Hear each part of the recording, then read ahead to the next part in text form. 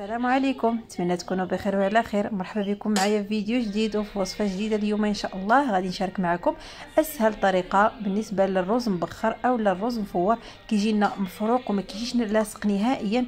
بتفويره وحده كافيه باش كنطيبوا الرز ديالنا. كنسقيوه بواحد الدغميره ديال الدجاج اللي كتجي غزاله بزاف. جربوه غادي يعجبكم بزاف. خليكم مع الفيديو باش تشوفوا الطريقه وجميع المراحل. واول حاجه عندي هنايا الماء، غادي ندير واحد يطرو ونص ديال الماء ولا يطرو. غادي ندير فيه شويه ديال الملحه، شويه ديال زيت الزيتون. هنا عندي كيلو قله ربع ديال الرز اللي غسلته مزيان. عاد غادي نضيفوا على ديك الماء اللي غادي يكونوا طبعا يكونوا طايبين.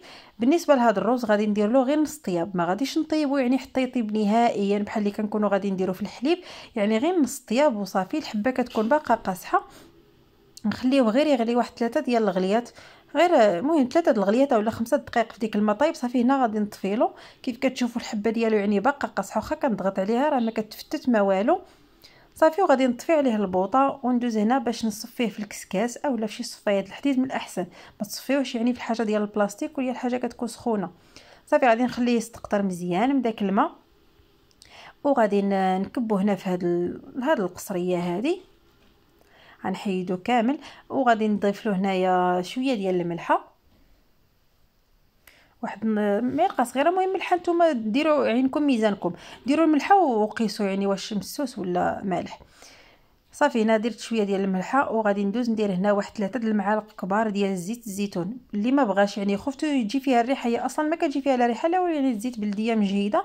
ديروا الزيت البيضه اولا ديروا واحد المعلقه ونص ديال الزبده. انا ما كانش عندي الزبده الصراحه، ملي كتكون عندي كندير فيها واحد المعلقه صافي. غادي نخلط مزيان باش تدخل داك الزيت كامله في داك الرز وغادي نخليها كتبخر.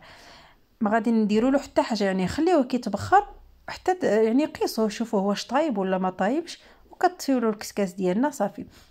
يعني ما كنزيدوش نبخروه مره اخرى ولا يعني تبخيره واحده صافي كيوجد وكيبقى. انا كيف قلت لكم خليوه حتى كيطيب مزيان، كيبقى يعني شاد في راسو ويعني مفروق ما لاصقش مع الحبات اخرين واخا هيدا كيكون طايب صافي. هنا غادي ندوز باش نحضر المريقه ديالنا اولا الدغميره ديالنا اللي غادي نرافقوا بها الرز. عندي هنايا الدجاج، غادي ديروا الدجاج الكميه اللي بغيتو.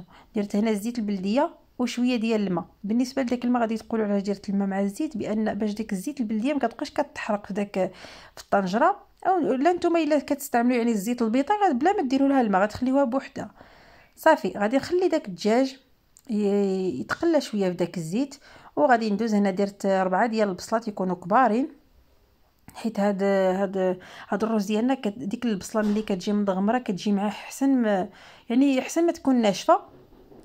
غادي نديرها في داك الهاشوار. اللي ما عندوش الهاشوار قطعوها يعني غير صغيره صغيره وصافي، يعني غير بيداكم وصافي. صراحه هاد الهاشوار انا من نهار اللي شريتها يعني كتهنيني بزاف الحوايج. غادي نطحنها، ماشي غنطحنوها يعني حتى كترجع ما بايناش، المهم غير غادي نهرمشها وصافي يعني يبقاو حبات البصله يكونوا باينين. غادي نوريكم اللي غادي نطحنها كيف غتولي يعني باينه، باش نخليوها حتى تنيل ما تبقاش تبان نهائيا صافي. غادي نضيفها على ديك الدجاج كيف قلت لكم ديروا الكميه اللي بغيتو يعني على حساب افراد العائله اللي معكم في الدار وصافي. غادي نخليهم كيتشحروا مع بعضياتهم وندير هنا معلقه صغيره ديال الملحه.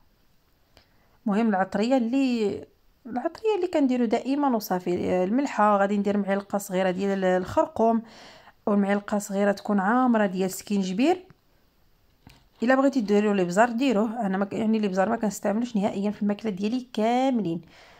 غادي نستناو كيف قلت لكم ملحه سكينجبير خرقوم. هنا درت واحد نص معلقه ديال القرفه. بالنسبه للقرفه كدرت لنا يعني واحد المذاق فيها كيجي مزيون.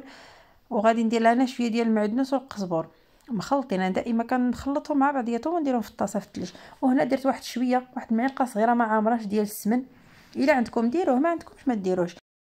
هنا غادي نضيف واحد 2 ديال الحبات ديال الثومه، 2 ولا 3 المهم يكونوا متوسطين وصافي. غادي نحكوهم على داك الدجاج. كيف كتعرفوا الدجاج ديالنا دائما ملي كنضيفوا له الثومه، انا صراحه كيعجبني اما الحوت اولا الدجاج دائما الثومه ما كتخطانيش فيهم. غادي نخليهم كيتشحروا مزيان حتى كتدبل ديك البصله.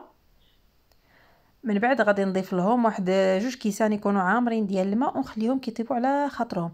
ملي تشوفوا الدجاج يعني قرب يعني دغيا الدجاج اصلا كيطيب بلا ما تشدوا عليه الكوكوت صافي. غادي نخليهم يغليو مع بعضياتهم حتى يقربوا يطيبوا.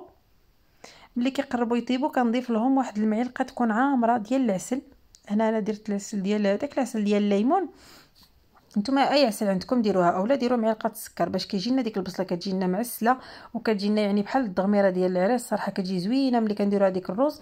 بالنسبه للمريقه ما تخليوش مريقه بزاف. صافي هنايا انا غادي نطفي البوطه، خليت غير هاد الكميه يعني اللي غادي نديرها، حيت عندي كميه بزاف ديال الروز. حيت الروز ديالنا ما غاديش نسقيوه، يعني غيتسقى بحال السكسو كامل.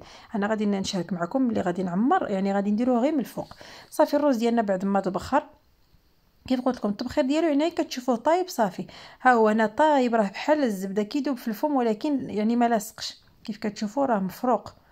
انا هنا جاني سخون، ولكن المهم وريت لكم كيفاش كيكون، يعني ما كيجيش لاصق نهائيا. جربوا هذه الطريقه كتجي زوينه الصراحه.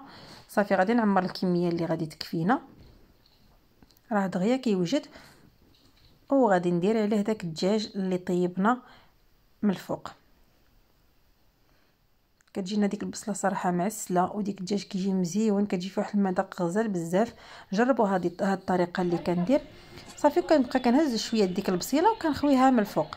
يعني ديك الروز يعني كناكلوا الروز وكنعمروا معاه شويه ديال البصيله، كتجي يعني هيداك ماشي بحال السكسو كنسقيوه كامل ولا الشعريه يعني كيتسقى كامل. هنا زينتو شويه ديال اللوز مقلي، يعني كان عندي واحد شويه صراحه، غير واحد نصيب الكاس وقليته. ما عندكم يعني ماشي ضروري ديروه. صافي هنا درت واحد جوج البيضات سلقتهم وزينت بهم. والتزيين كيبقى اختياري، تقدروا تزينوا بالتمر معمر، داكشي كيبقى اختياري. حنا كنمشيو يعني غير من الحاجه اللي عندنا في الدار وحاجه بسيطه للجميع. نتمنى يعجبكم الطبق اللي حضرت معكم اليوم. شكرا على الدعم ديالكم. الى فيديو مقبل.